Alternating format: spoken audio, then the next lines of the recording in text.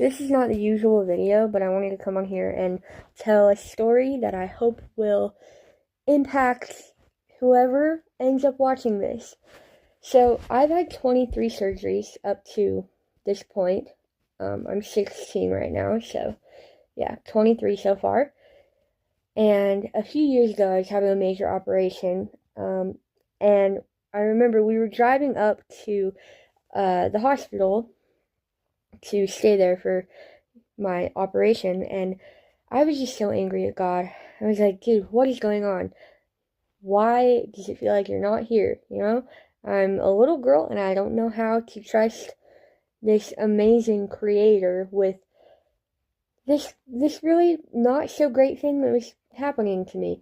So, driving up to the hospital, and I'm like, okay, God, if you're here with me and you're in this for the long run, if you care about me that much, then you're going to do something crazy for me. And so the only thing that I could think of was to ask him for a pair of socks.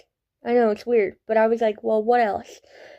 I'm not going to ask him for a unicorn or, for some crazy rocket ship to just fly out of nowhere. I'm not going to do something that I think is clearly impossible. So I was like, okay, by the end of this hospital stay, I'm going to have a pair of socks, and they're going to be colorful, or just unique. And so, I get to the hospital and have the surgery, and then I think 3 or 4 days have gone by. I made friends with a nurse. She was not Christian. I could just tell by the way she spoke and her dialogue, and we talked about Jesus a little bit, but I was not in my best state of mind, if you know what I mean. And so, anyway, on one of the last days, I think it was the day that I was being released out of the hospital, she comes in with a pair of socks in her hand, and she says, Piper, you had said that you really liked hummingbirds, in one of our conversations, and I found a pair of hummingbird socks, so you can have them.